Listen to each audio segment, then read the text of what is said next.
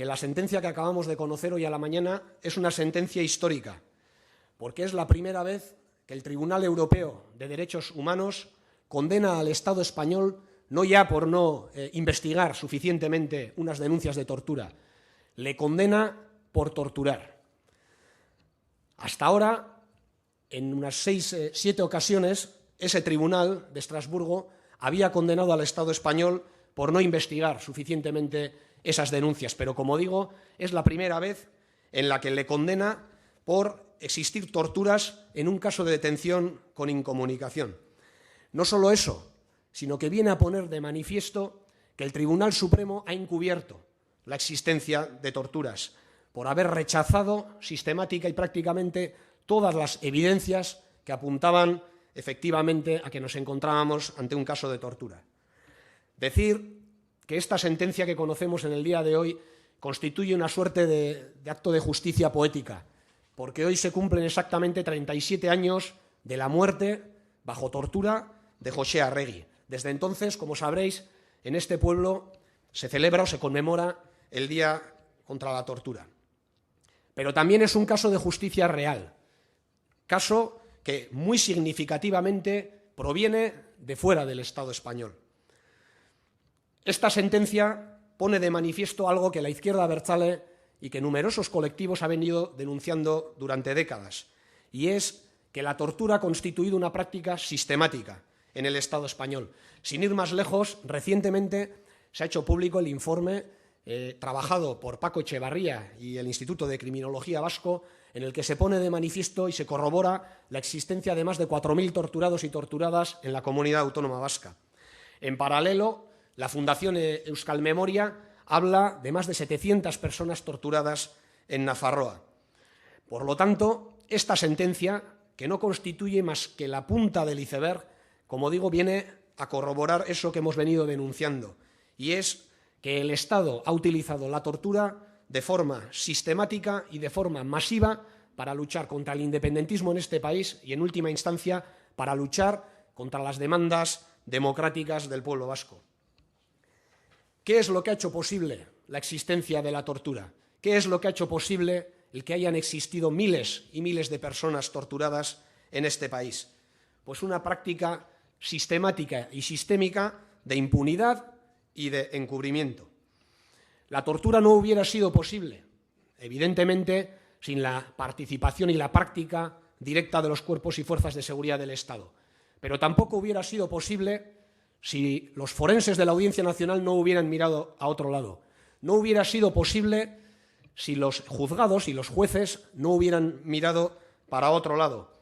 Y no hubiera sido posible sin que muchos de los medios de comunicación de este país hubieran contribuido también a esa práctica de encubrimiento y de impunidad. Precisamente, el gobierno español estos días está protagonizando una carrera de obstáculos para impedir que en Nafarroa, el gobierno de Nafarroa, pueda abordar un informe similar al que hace poco y al que he mencionado anteriormente se abordó en la comunidad autónoma vasca. ¿A qué le tiene miedo el gobierno español? A esto mismo, a que un informe de esas características ponga de manifiesto esto que estamos diciendo y esto que en el día de hoy ha dejado al descubierto el Tribunal de Derechos Humanos de Estrasburgo. Le tiene miedo a que se constate que efectivamente la tortura ha sido no ya una realidad, sino una realidad sistemática y sistémica en este pueblo. Esta sentencia y todo esto que venimos diciendo pone de manifiesto más cosas. Pone de manifiesto, en contra de lo que pretenden determinados relatos interesados, que aquí ha existido un conflicto político y que en ese conflicto no solo ha existido una violencia. Es mentira que en este pueblo solo haya existido la violencia de ETA. En este pueblo el Estado español ha empleado la violencia de forma sistemática y estructural. Y lo que es peor, en este pueblo el Estado español continúa empleando la violencia, porque a diferencia de ETA, a diferencia de la izquierda abertzale, el Estado español no ha hecho aún su particular tránsito de una estrategia político-militar a una estrategia exclusivamente pacífica y democrática. Así pues, el Estado continúa haciendo uso de la violencia en la forma o en la figura de la dispersión de los presos políticos vascos y en la figura y en la forma de la negación de los derechos que le corresponden a este pueblo. Volvemos a hacer un llamamiento a ese Estado a que abandone su estrategia de guerra, a que abandone su estrategia político-militar y que de una vez por todas apueste por una solución política y democrática y, por supuesto, reconozca y respete los derechos nacionales que asisten a este pueblo y los derechos nacionales que asisten al pueblo de Cataluña. Porque, como estamos viendo, también en el caso de Cataluña, el Estado está haciendo uso de medios legales e ilegales, pero en cualquier caso está haciendo uso de la violencia para combatir las legítimas aspiraciones del pueblo de Cataluña. ¿Cuáles son las consecuencias de esta sentencia? En primer lugar, esta sentencia y todo esto que venimos denunciando pone de manifiesto que estas miles y miles de personas que han sido víctimas de la tortura han sido víctimas de una violencia, como digo, de la violencia estructural que el Estado español aplica y practica contra el pueblo vasco.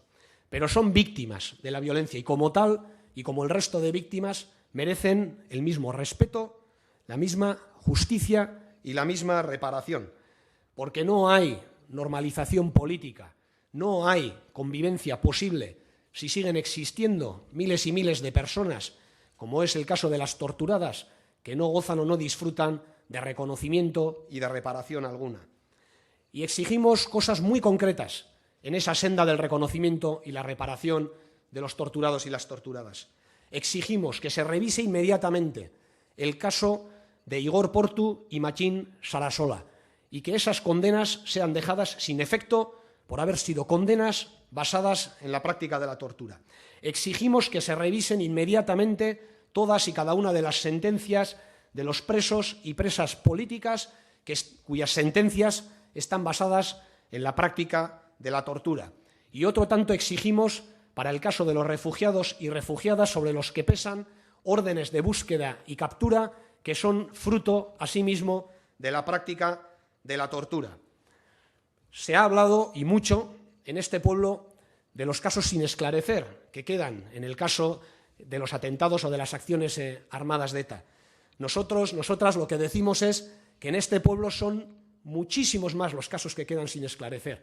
En este pueblo hay miles y miles de casos de actos de violencia cuyas víctimas o de actos de violencia que quedan por esclarecer, que no han sido esclarecidos. Y como muestra valga esta realidad de las miles y miles de personas torturadas. Se ha exigido asimismo a la izquierda abertzale, viene exigiéndose una y otra vez, que realice, que acometa una revisión crítica de su pasado. Nosotros y nosotras lo que decimos es que en este país hay mucho que revisar y que son muchos los agentes, las instituciones y los estamentos que tienen que realizar una revisión crítica de su pasado y de su actitud. Porque, como digo, y desgraciadamente, en este país todavía son muchos los estamentos, son muchos los agentes, muchos y muchas las responsables políticas que siguen incurriendo en comportamientos negacionistas de la tortura y en comportamientos encubridores de la misma. Para terminar, decir, como decía al comienzo, que hoy se conmemora la muerte de José Arregui y con ello se celebra en Euskal Herria el Día contra la Tortura, llamar a nuestra base social y llamar al conjunto de la ciudadanía a secundar las movilizaciones, los actos que durante todos estos días se van a celebrar con este motivo y fundamentalmente para exigir dos cosas. Una, para poner de manifiesto que la tortura efectivamente ha existido y ha constituido una práctica sistemática y fundamentalmente para exigir justicia, reconocimiento, justicia y reparación para todas las víctimas de la tortura. Orain galderarik baldin badaukazue.